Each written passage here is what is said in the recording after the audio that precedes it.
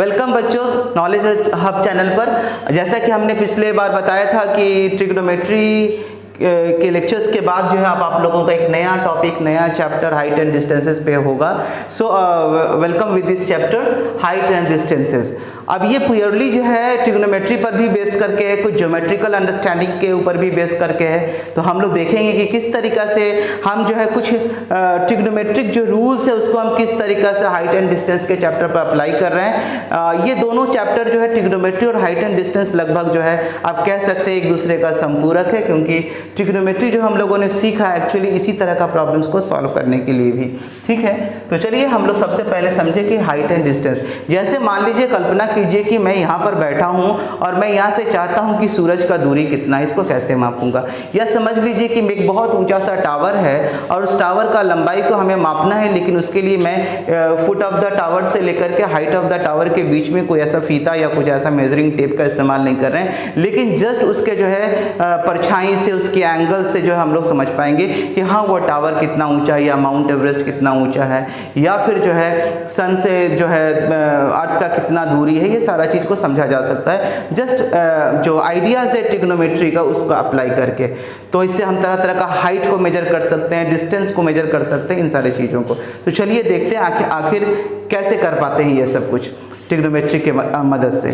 ठीक है, तो सबसे पहले इस हाइट एंड डिस्टेंस को समझने के लिए सबसे पहले जो बेसिक चीज़ हमें समझना है वो क्या है कि सपोज दैट कि ये हमारा जो है एक हॉरिजॉन्टल एक्सिस है x, ठीक है, और इस पर जो है मान लीजिए कि आपका यहाँ पर कोई चीज़ है जिसे आप देख रहे हैं या ऑब्जर्व कर रहे हैं, ठीक है, और आपका ऑब्जर्वेशन लाइन ये है जो कि आपका हॉरिजॉन्टल एक्सिस से जो है के पैरेलली है। तो आप समझ लीजिए आपका आइज़ है, ये आँख है जहाँ से आप देख रहे हैं आँख से, ठीक है, और आप देख रहे हैं इस ऑब्जेक्ट को। शायद हो सकता है कि ये कोई काइट हो या कुछ हो, ठीक है, बॉब हो, कोई भी। तो आप इसको जो है आप यहाँ से देख रहे हैं इसको, ठीक है, इस चीज़ को आप, इस वस्तु को आप देख रहे हैं इस जगह से, इस हॉरिजॉन्टल प्लेन से।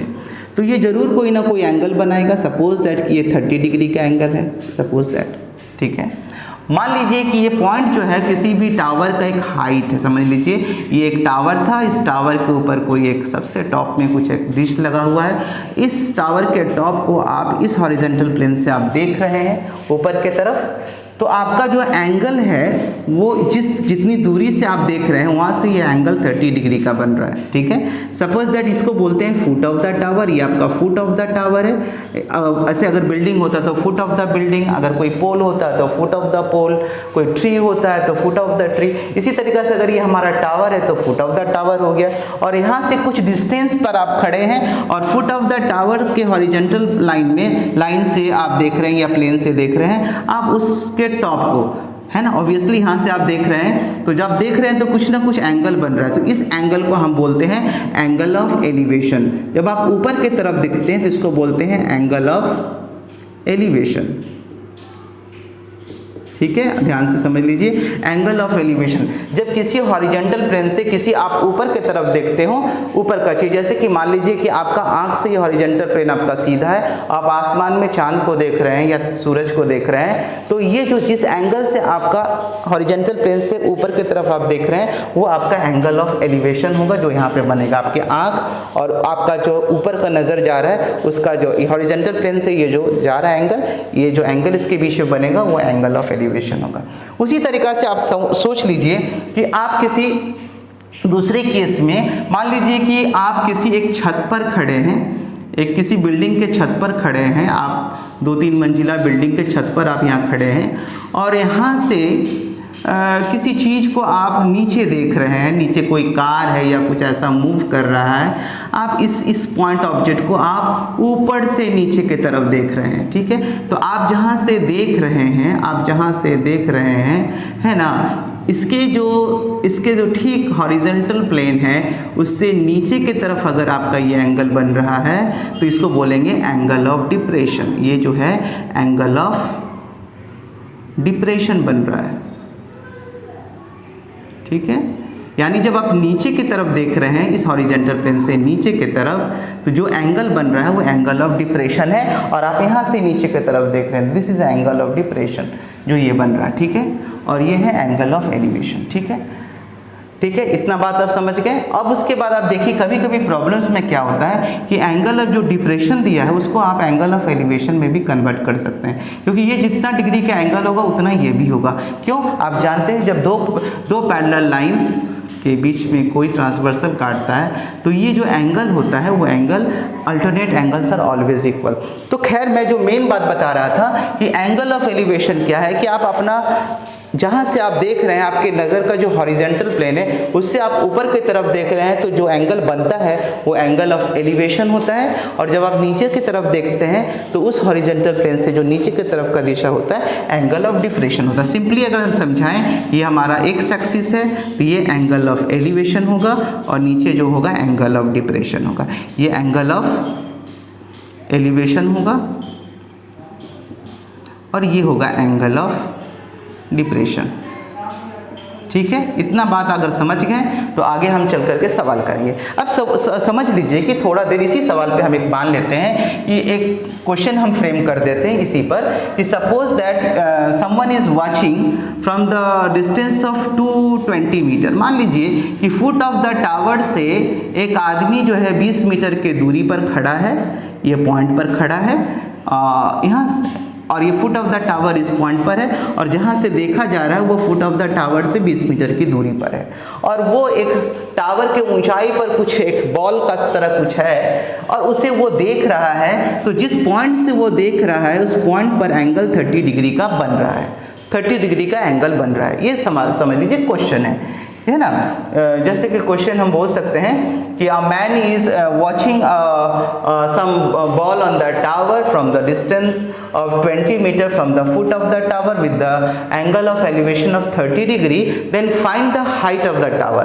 मान लीजिए सवाल क्या है कि आप इस टावर से 20 मीटर की दूरी पर से आप देख रहे हैं और उसके टॉप को आप ऑब्जर्व कर रहे हैं और तब एंगल आपका हॉरिजॉन्टल प्लेन से 30 डिग्री का बन रहा है, तो आपको निकालना है कि हाइट ऑफ द टावर कितना है। सो सपोज दैट हम इसको ए, टॉप ऑफ द टावर के पॉइंट को ए और इसका बटन जो है या फुट ऑफ द टावर इस पॉइंट को बी मान लें, और जहां से ऑब्जर्वर ऑब्जर्व कर रहा है इसको सी मान लें, तो आप क्या देखेंगे, एक राइट एंगल ट्रायंगल बन रहा है ना, राइट एंगल ट्रायंगल बन रहा है। अब एक गौर कीजिए कि एंगल ऑफ एलिवेशन 30 डिग्री है, आपका जो distance between the observer and the foot of the tower is 20 metre and you don't know what is the height of the tower, and that is the problem, you have to find the height of the tower. Tower का height निकालना है। अब सोचिए जब कुछ निकालना है तो हमारे पास तीन चीज, एक चीज निकालना है या दो चीज पता है। क्या दो चीज पता है? एक बेस का जो लेंथ पता है। अगर इसको हम एक ट्रायंगल का तरह सोचे तो हमें ये 90 डिग्री है, ये थीटा डिग्री है, तो जिस साइड पर 90 डिग्री और थीटा डिग्री पड़ता है उसे बेस कहते हैं। क्यों कहते हैं इसके बारे में अभी भी आपको नहीं समझ में आया है तो आप पीछे का मेरा जो है ट्रिग्नोमेट्री पर जो है लेक्चर्स है, सामने वाला जो सबसे पहला जो लेक्चर है उसमें आप जाइएगा देखिएगा, तो इस बात को बहुत अच्छा समझाया गया। फिर भी मैं एक बार रिकैप के लिए समझा दूं, जिस साइड पर ट्रायंगल के जिस साइड पर 90 डिग्री का कोण और थीटा डिग्री का कोण बनता है वो कोण बेस होता है। तो आपको बेस पता है, आपको हाइट चाहिए, बेस पता है, हाइट चाहिए। अब सोचिए कि जो नोन है और जो अननोन है इस दोनों के बीच में रिलेशन क्या चीज का होगा? ये बेस है, ये परपेंडिकुलर है। हाइट मतलब परपेंडिकुलर, बेस है परपेंडिकुलर है। तो आप सोचिए कि कौन सा ऐसा ट्रिग्नोमेट्रिक रेशियो है जिसमें बेस और परपेंडिकुलर आता है। ऑब्वियसली आपको याद आ रहा होगा tan थीटा है। tan theta equal to perpendicular by base है।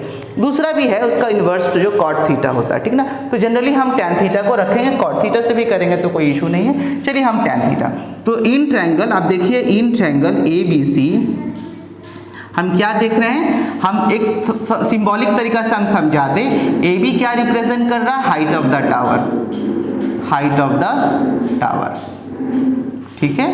उसी तरीका से BC क्या रिप्रेजेंट कर रहा है? BC is representing the distance between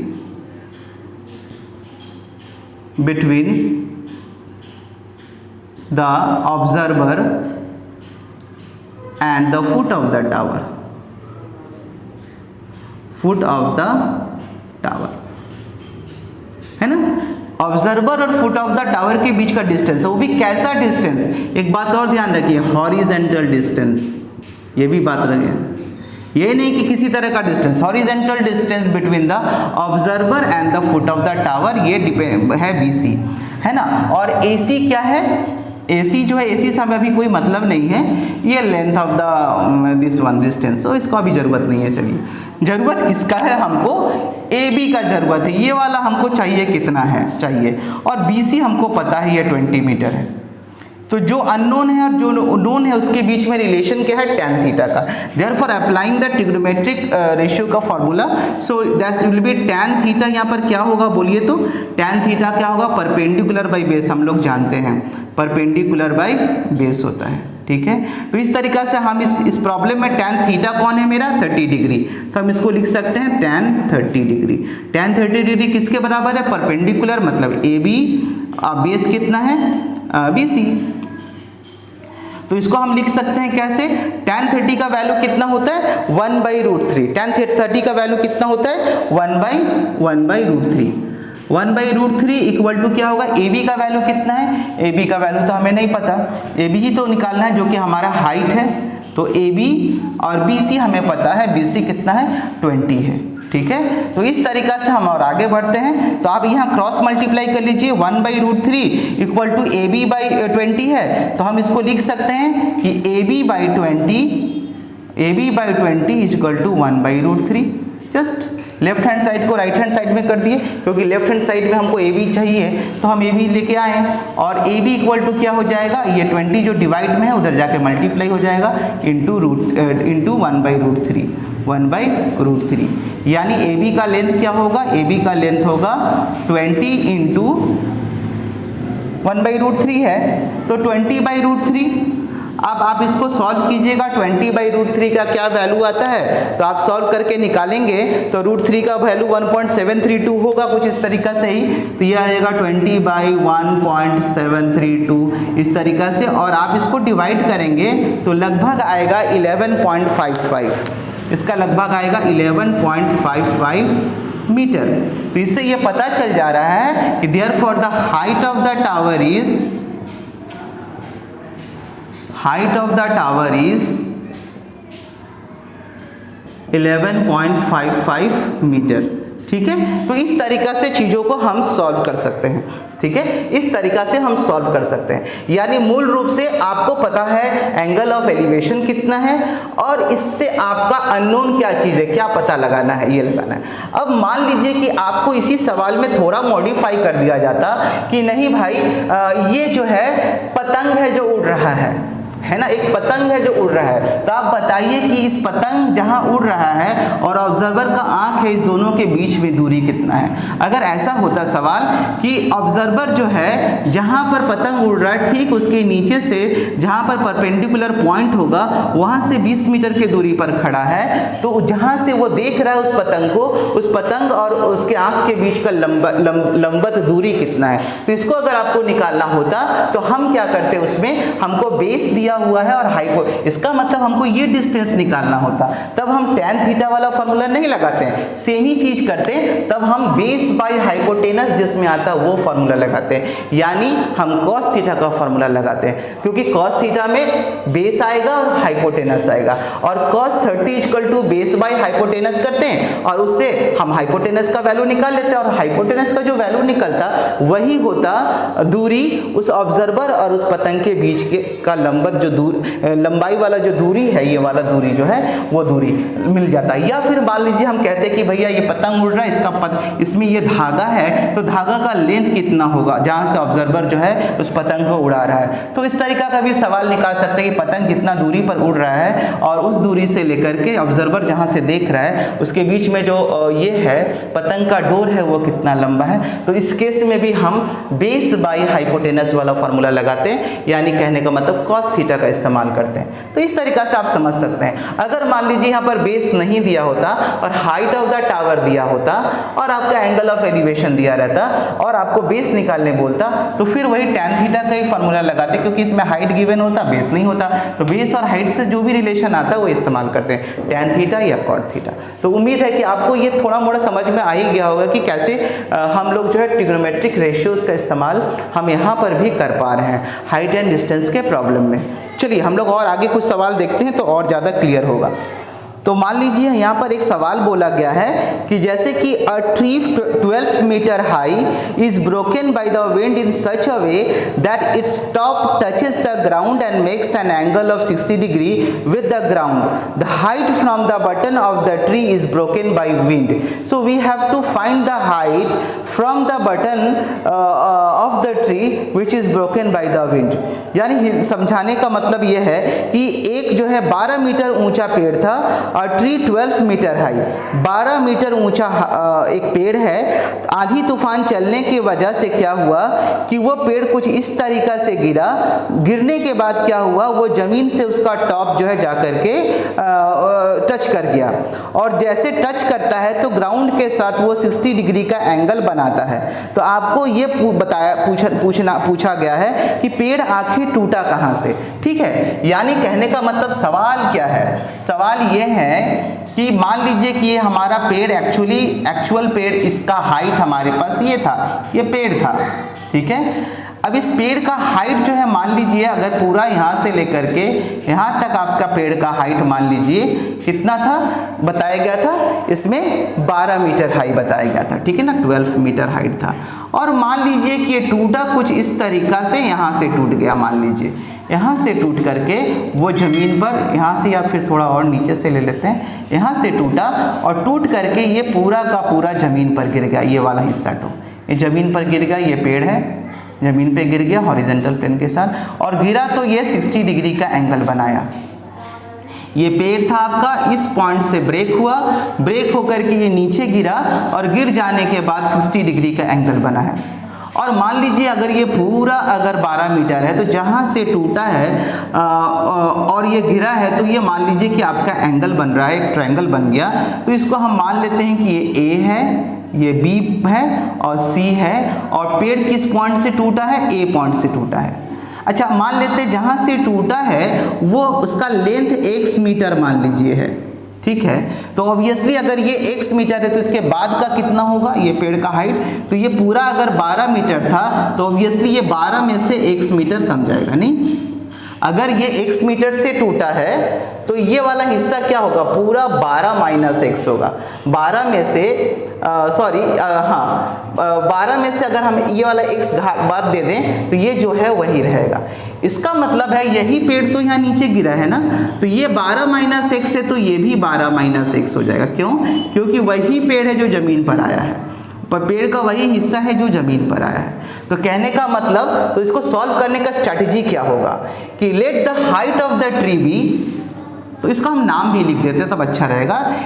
इसको हम ABC है, इसको D करते हैं। लेट द हाइट, चाहे हम इसको सिंबॉलिक तरीका से लिखते हैं, जो BD जो है एक्चुअली वो है height of the tree, height of the tree. ठीक है, और जो कि 12 मीटर ऑब्वियसली दिया हुआ था। ठीक है, 12 मीटर टोटल BD। ठीक है, और मान लेते हैं कि द ट्री टूटा है at point B। Let the tree broke from point at point A। तो अगर A पॉइंट पर ब्रेक किया है तो हमारे पास AB कितना हो गया, मान लेते हैं x से, मान लेते हैं x मीटर पर ब्रेक किया है। So therefore length of remaining part क्या होगा, लेंथ ऑफ रिमेनिंग पार्ट क्या होगा, रिमेनिंग पार्ट होगा जो है कि AD है वो है किसके बराबर, 12 माइनस x मीटर के बराबर होगा कि नहीं होगा। और AD जो है किसके बराबर होगा, ऑल्सो AD जो होगा वो बराबर होगा AC का। क्यों? क्योंकि वही पेड़ का टहनी जो है नीचे टूटा है, सेम ही हाइट यहाँ पे आके गिर गया है, तो ये भी 12 मीटर है, 12 माइनस x मीटर है। ठीक है, चलिए इतना हम लोग समझ गए, और इस सिंबॉलिकली भी आप समझ रहे हैं यहाँ पर कि ये अगर x मीटर है, ये 12 माइनस x मीटर है, और यहाँ पर जब गिरा है तो 60 डिग्री का एंगल बना है। तो अब आप सोचिए कि आपको जो है कौन सा एंगल चाहिए। तो आप देखिए आपका जो है रिलेशन जो बनेगा किसके बीच में बनेगा, इसके और इसके बीच में। ठीक ना, क्योंकि आपका हाइपोटेनस है, परपेंडिकुलर है, परपेंडिकुलर है और हाइपोटेनस है। तो परपेंडिकुलर बाय हाइपोटेनस का मतलब ये साइन थीटा है, यानी देयरफॉर साइन थीटा का तो आप जानते हैं क्या होता है, परपेंडिकुलर बाय हाइपोटेनस होता है ना। यानी परपेंडिकुलर कौन है, ए बी है, और हाइपोटेनस कितना है आपका, हाइपोटेनस है आपका 12 माइनस माने ए सी है, समझ लीजिए ए सी है, ठीक है ना। तो साइन हमारा 60 डिग्री होना चाहिए। साइन 60 डिग्री इक्वल टू क्या होगा, ए बी कितना है, ए बी है आपका x, और नीचे जो है ये ए सी जो है, ए सी क्या है 12 माइनस x है, ठीक है। तो उसके बाद हमारा साइन 60 का वैल्यू क्या होगा, साइन 60 का वैल्यू √3/2 होना चाहिए। ओके, तो साइन 60, अब देखिए जैसे कि हो गया साइन थीटा इक्वल टू, आप जानते हैं काहे साइन थीटा ले रहे, क्योंकि ये परपेंडिकुलर का हमारा डेटा और हाइपोटेनस के डेटा के बीच में हम जो है चीज़ों को सॉल्व कर सकेंगे। तो परपेंडिकुलर x है और हाइपोटेनस 12 माइनस 1 है, और साइन 60 का वैल्यू होता है √3/2,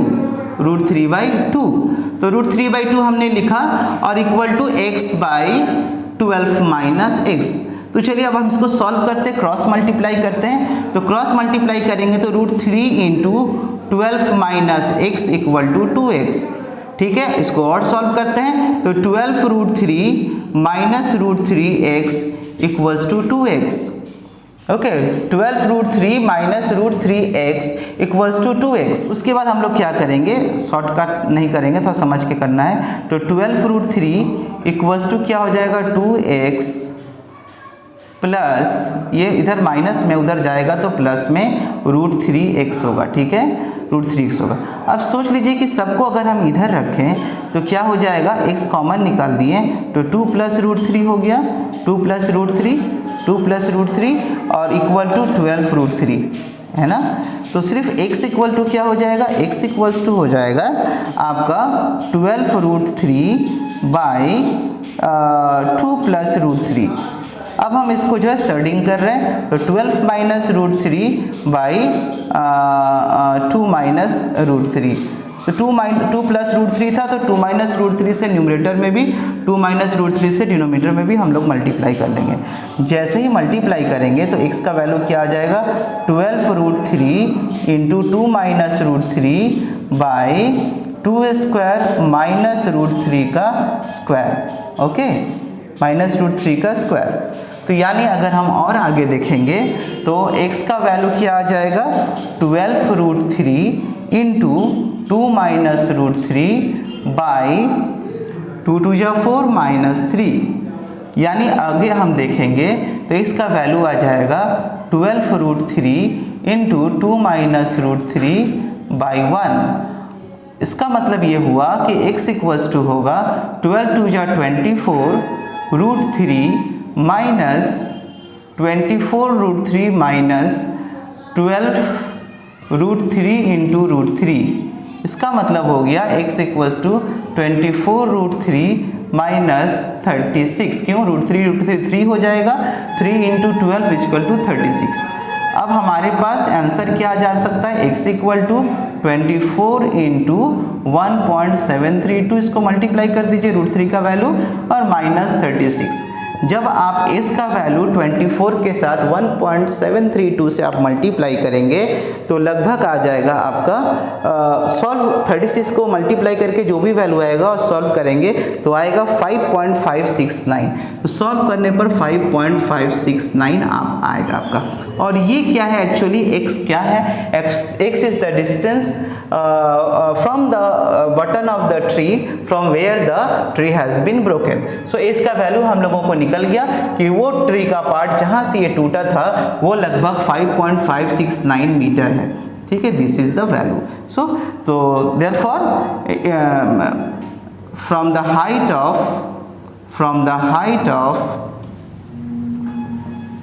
5.569 meter the tree has broken, ठीक है। तो आप समझ गए होंगे कि इसको कैसे सॉल्व करना था। देख लीजिए, सवाल था कि आपका एक पेड़ है 12 मीटर लंबी वो टूटा है x मीटर के हाइट से, टूट करके बाद बाकी हिस्सा जमीन पर कुछ इस प्रकार गिरा है कि हॉरिजॉन्टल प्लेन के साथ 60 डिग्री का एंगल बनाया है। तो ऑब्वियसली अगर ये x मीटर है और ये पूरा पेड़ 12 मीटर का, तो ये हिस्सा 12 माइनस x मीटर होगा। अब आपका परपेंडिकुलर और हाइपोटेनस के बीच में रिलेशन साइन थीटा का, 60 डिग्री पर साइन थीटा का वैल्यू √3/2, और रिलेशन क्या है, परपेंडिकुलर बाय हाइपोटेनस, तो परपेंडिकुलर x है और हाइपोटेनस 12 माइनस x, इसका क्रॉस मल्टीप्लाई करिए, सर्डिंग करिए, सिंप्लीफाई कीजिए and you have the answer कि पेड़ जो है 5.569 मीटर की ऊंचाई से टूटा था उस आंधी की वजह से। तो ओके बच्चों, तो आपने देखा अभी हाइट एंड डिस्टेंस का प्रॉब्लम हमने दिखाया। तो इसके बाद जो है इसी तरीका से आप जो है ट्रिग्नोमेट्रिक जो रेशियोज है उसका इस्तेमाल करके आप तरह तरह के सिचुएशन बेस्ड क्वेश्चन जो होंगे उसको आप सॉल्व कर सकते हैं। तो आपने समझा होगा, और भी आपके जो वीडियोस का अगर रिक्वायरमेंट है और डिटेल क्वेश्चंस का, तरह तरह के प्रॉब्लम्स का, तो आप रिक्वेस्ट कीजिए, आप कमेंट में जा कर के बोलिए, तो हम लोग जल्दी से जल्दी जो है और सारे वीडियोज़ को बनाएंगे। फिर इसके बाद हम लोग जो है फिर नेक्स्ट टॉपिक पर हम लोग आएंगे। हमारे जो है मैथमेटिक्स का जो नेक्स्ट टॉपिक है नंबर सिस्टम हमने बताया था, अब हम लोग अलजेब्रा में आएंगे जिसमें पॉलिनोमियल के बारे में अगले चैप्टर्स में आपसे बात करेंगे। पॉलिनोमियल्स के बारे में कुछ कॉन्सेप्ट्स आप लोगों को बताया जाएगा, तो बने रहिए, वीडियो को देखते रहिए, लाइक करिए, शेयर करिए, डिस्ट्रीब्यूट करिए इसको, है ना, ताकि ज़्यादा से ज़्यादा बच्चों को इससे फ़ायदा हो। और पॉलिनोमियल्स जो है अगले क्लास में जो है आप लोगों को पॉलिनोमियल टॉपिक पर जो है और ज़्यादा डिस्कशन किया जाएगा। Thank you all of you, bye, have a nice day.